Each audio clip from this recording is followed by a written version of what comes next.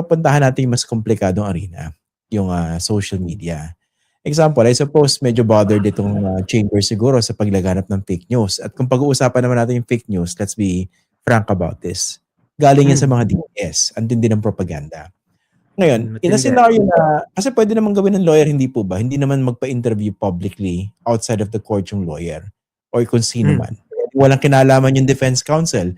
Pero yung mga nasa likod ng mga Duterte, sila yung nagpapakalat. Hindi ba?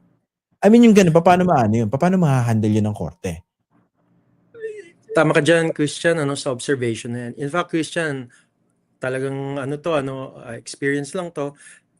On my part, na merong nag-forward sa aking kliyente. In another case, na pinapa-verify sa akin kung totoo nga yung isang, supposed na social media posting, na was quoting. In fact, a judge na pinakawala na daw si Duterte. So sabi ko, that's false. Oo. So yun yung challenge po talaga, lalong-lalo na yung pervasiveness ng disinformation, false news, at ng propaganda. So I think, alam ko, Christian, there's a larger philosophical dito discourse kasi postmodern na nga supposedly ang ating society ngayon. So yung tanong, talaga bang naniniwala tayong may katotohanan sa mundo? O talagang lahat 'to naratibo lang? Kasi ako po, sa tingin ko, ay may katotohanan po talaga. Kaya dapat facts first. Tingnan po muna natin. Meron po tayong tinatawag pa rin na objective truth sa mga viewers natin. Yes! Hindi I natin agree, pwede, Christian. hindi natin pwedeng Objective i-surrender truth. Pero Kasi objective kung truth. nakatibo lang, sasabihin ng mga Christian, yung mga perpetrators of impunity, nakatibo ko to. Yeah. Yan ang problema ko rin sa ganyang scenario po, attorney, no? Para meron silang multiverse of truths. And we are supposed to respect each multiverse.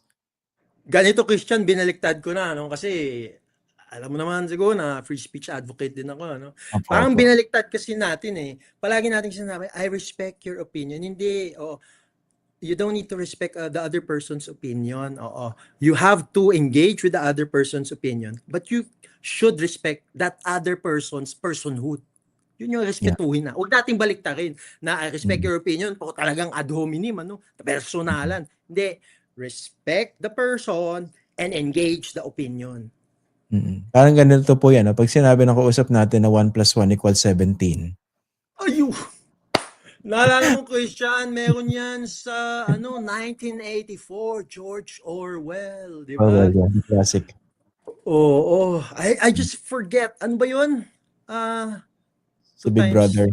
Sa Big Brother, sinasabi na 1 + 1 = 3. Hindi ko lang alam yung specifics pero pinapapaniwala sa kanila 1 + 1 = 3. Okay. Sige, kaya pa na pinag-uusapan ni Attorney Gilberto kasi ito yung problema, no? And let's move this further, this discussion. Paano naman po kasi yung likelihood na itong mga demonyong mga fake news purveyors na ito. Sabihin natin mga galing sa DDS universe yan Paano pag inatake yung mga judges? Hindi po ba? At ang hirap i-trace ng mga accounts na yan. At pag dumami yan, ang hirap naman habulin isa-isa. Kunwari sinabi, ito si presiding judge, siniraan siya. Diba? Nag-invento ng fake news about that particular presiding judge. How can the court handle this situation? I think the easiest way to handle it is through the social media organization. Let's just say, hypothetically, Facebook po yan. Facebook post. So, dapat i-contact ang Facebook.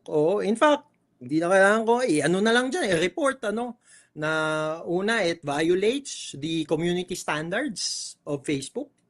Or ikalawa, anong tawag doon, inauthentic behavior, yung mga bots. So, inaano na rin tinitingnan na rin yan ng Facebook. In fact, I think in 2019, if I'm not mistaken, nagkaroon ng mga inalis ang Facebook na inauthentic behavior, and most of those are pro-Duterte administration. Tsaka 2019. pro-China, yung coordinated inauthentic behavior. Yan, coordinated inauthentic behavior, yes, mga trolls and bots. At alam mo, third na ano ngayon, tinitingnan ngayon, lalo na ng mga states, mga nations, ay yung foreign intervention, manipulation. Kasi yun, talagang state-funded na yun, ano, at alam naman natin kung alin yung mga states na yan, ano, na nagfa-fund ng mga fake news, propaganda, at disinformation. No? Meron bang letter C dun sa binabanggit mo? Ay, oo, mayroong letter C, oo. Meron bang letter H? Pwede, oo. Sa viewers, hindi po Chamboja yung sinasabi ko. Hindi po Chamboja. So baka malihis tayo, Christian, sa South China Sea at West Philippine Sea. Okay. Hindi, ito po, no, bilang panghuli, no? Kasi ito rin yung dapat siguro ma-realize sa mga viewers natin. Ito po bang pagpapakalat ng mga fake news, itong mga vicious propaganda ng mga DDS in favor of Rodrigo Duterte and against his accusers, the victims, or even the judges or the ICC itself, how do these campaigns affect the case against the former president? Well, alam mo, Christian, when it comes to the chamber, it doesn't affect the chamber. Kasi the chamber just decides on the evidence, on the law, and on the facts. Oo. Now, sinong naapektuhan talaga nun? Whether pro or con, it's really the the public, the Filipino people. Oo. Kasi mukhang gustong impluwensyahan kung anong pag-iisip at magiging pag-iisip ng Filipino people. At nakakalungkot, Christian, that it also adversely affects yung mga victims. Kaya nga sinabi ko, Christian, nung closing statement ko, nung confirmation of charges, na the court needs to confirm the charges because they are still in the dark, even sa fake news, ang mga biktima, kaya kailangan i-draw out sila from darkness into the light of truth and justice. Kasi hindi pa rin nila openly ma-discuss, Christian, sa kalang very close-knit na mga pamayanan, komunidad, kasi baka anin sila, bigyan na naman ng mga negative connotation, yung mga trauma, mga stigma. Kaya panahon na tingnan natin straight in the eye ang katotohanan. And speaking of staring at the truth straight in the eye, ano palang tingin nyo rito sa inilunsad na Truth Commission on that Duterte drug war? Kasi you're representing the victims dyan po sa ICC. But of course, hindi naman lahat dyan makakapagsalita dyan, hindi po ba? Kahit represented sila. How do you see this parallel effort back here in the Philippines? Okay, dalawang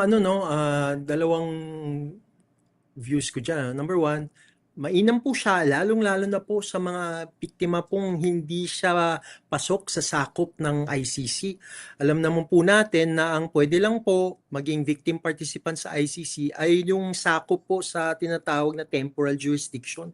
Ano po yan? Yung mga napaslang po sa war on drugs from November 1, 2011 hanggang March 16, 2019. Kung labas po ng March 16, 2019, sa tingin ko mainam po na imbestigahan po yan at kilatisin po yan ng Truth Commission.